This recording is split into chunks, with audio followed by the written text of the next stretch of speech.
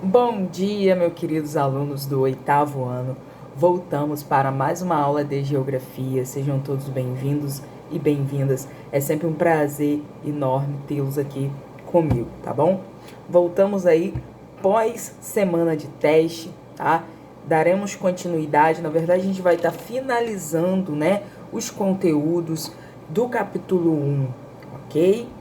Bom, vou pedir que vocês abram para mim lá na página 14, onde a gente vai estar falando um pouco sobre a Guerra Fria. Nas nossas últimas aulas, eu até cheguei a mencionar sobre um pouco sobre o contexto, né, da Guerra Fria. Nós falamos um pouquinho sobre a questão da ordem bipolar, né, onde o mundo ele passava sobre uma divisão pós Segunda Guerra Mundial, né, em um mundo bipolar. O que seria isso, né?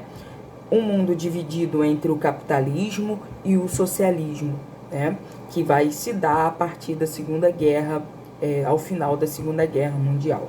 E aí a gente vai ter a concretização, pessoal, da chamada Guerra Fria. E por que a gente chama Guerra Fria? É importante a gente saber isso, tá? Por que essa guerra foi chamada de fria?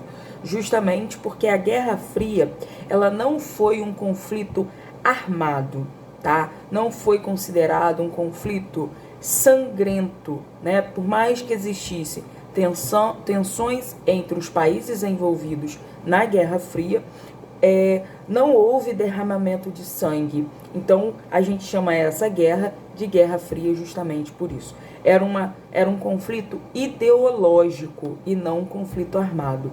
Era um conflito entre o mundo capitalista e o mundo socialista, tá? Então, durante a Segunda Guerra Mundial, que vai se estender lá de 1941 a 1945, Estados Unidos, juntamente com a França, a Inglaterra e também com a União Soviética, eles vão se unir, né, em uma aliança para derrotar o então fortalecido exército nazista, né, de Adolf Hitler, lá na Alemanha. Então, esses países vão se unir justamente, tá, para eliminar esse exército que era do Hitler, né? Então, a gente vai ter o fim da Segunda Guerra Mundial, né, com a derrota, então, da Alemanha nazista. Porém, a gente vai começar, a partir disso, ter algumas consequências ao final da Segunda Guerra, né, onde vai ser travado um desentendimento, né, entre Estados Unidos e União Soviética. E aí a gente vai ter essa questão da Guerra Fria, que vai, vamos dizer assim, explodir a Guerra Fria justamente por causa dessa falta de entendimento entre Estados Unidos e União Soviética, né? Então, a gente vai ter qual seria uma das consequências da Guerra Fria, né? Dessa falta de entendimento. Com a derrota da Alemanha, a Alemanha ela vai ser o que? Dividida entre os países, tá? Vencedores da guerra. Então, o que acontece? A Alemanha ela vai ser dividida, se vocês estiverem acompanhando na página, no segundo parágrafo da página 14, onde fala de Guerra Fria, a gente tem até essa parte, né, onde a divisão da Alemanha em dois países. De um lado, a gente vai ter a República Democrática Alemã, que era a Alemanha Oriental, que estava sob o domínio da União Soviética. E, de outro lado, a gente tinha a República Federal da Alemanha, que era a Alemanha Ocidental, que estava sob a influência dos Estados Unidos, da França e dos britânicos, né, que eram ali os vencedores da guerra. Então, o desentendimento entre Estados Unidos e União Soviética vai se dar principalmente com essa questão da divisão da Alemanha, tá? Em 1961, Berlim, que hoje é a atual capital, né, da Alemanha, também será dividida, ok? De um lado, né, a gente vai ter o capitalismo e de outro o socialismo. Lembrando que a Guerra Fria é um conflito ideológico entre capitalismo e socialismo, tá? não somente o país vai ser dividido em Alemanha Oriental e Alemanha Ocidental, Berlim também vai ser dividida. E aí a gente tem um marco histórico, né, que vai marcar, né, essa divisão de Berlim. Já ouviram falar na construção do Muro de Berlim? É justamente isso. Realmente foi construído um muro, né, que dividia, né, Berlim em dois lados, né? De um lado capitalista, que estava ao lado oeste, e do lado socialista, no lado leste. Berlim, então, vai ser dividida, né, nessa questão aí entre socialismo e capitalismo, tá? Mas em 1989 a gente vai ter a derrubada do Muro de Berlim, porque a gente vai ter o enfraquecimento, então, do socialismo, tá? Sobre a União Soviética. O que acontece? Durante a Guerra Fria, galera, tanto os Estados Unidos e a União Soviética, que vão ser assim, os dois países que vão se destacar mais, eles vão se tentar, na verdade, mostrar ao mundo qual ideologia era mais favorável para o mundo. Se era um mundo capitalista, se era um mundo socialista. Então eles vão investir cada vez mais em tecnologias, tá? Para dizer ao mundo, ó, o capitalismo ele é melhor, não, o socialismo ele é melhor. Tá? Então a gente tinha esse conflito ideológico, né, dessas duas ideologias. Então o que acontece? A gente vai ter a corrida armamentista, a gente vai ter a corrida espacial, né, onde a gente vai ter o primeiro homem lançado ao espaço pela União Soviética. Posteriormente a gente vai ter o homem lançado à Lua pelos Estados Unidos, e isso gerava muito custo. Só que a União Soviética, né, ela vai ter um desgaste muito maior financeiramente falando do que os Estados Unidos. Então, os países que formavam a antiga União Soviética vão começar a se rebelar contra, né, a então antiga União Soviética, justamente pelo enfraquecimento do socialismo. Por quê? Porque a gente não vai ter um fortalecimento contínuo igual os Estados Unidos teve no capitalismo. Então, o socialismo ele começa a perder força. Então, em 1989, com o enfraquecimento da União Soviética, da força da União Soviética, ocasionada principalmente por uma questão financeira, Berlim, então, começa a se unificar.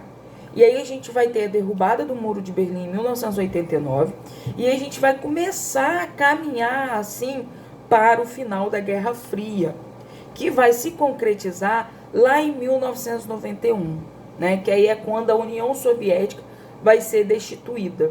Ou seja, a gente vai ter o término, né? A repartição da União Soviética, né?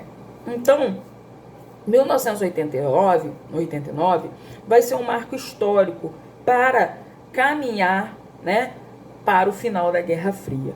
E aí, 1991, com a destituição da União Soviética, quem que vai ascender? Será os Estados Unidos, né? Ou seja, vai ser o capitalismo. Então, a partir de 1991, a gente tem o fim da Guerra Fria, a gente termina também o período da ordem bipolar, e aí a gente inicia um novo período, né?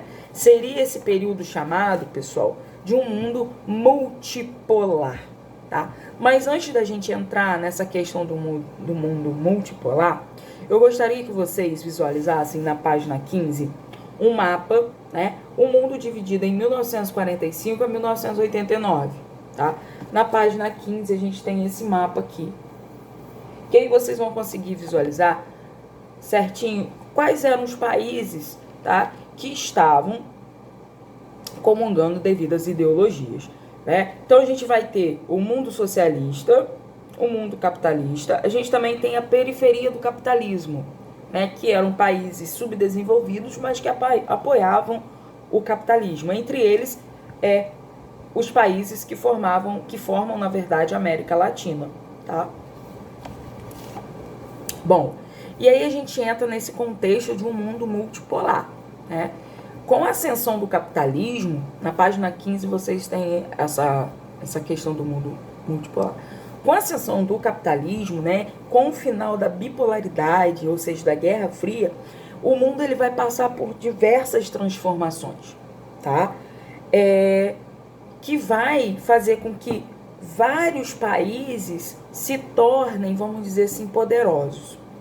Durante a Guerra Fria, a gente vai ter ali o destaque para os Estados Unidos e a União Soviética. Mas no mundo multipolar, a gente não tem apenas um polo poderoso ou dois. Nós temos vários polos poderosos. Quais seriam esses polos poderosos hoje, atualmente, de acordo com o mundo multipolar? Estados Unidos, né, que é a primeira potência econômica, Japão, o próprio Reino Unido, sobretudo com a Inglaterra, e a Alemanha. Seriam aí esses países que vão formar esse mundo multipolar.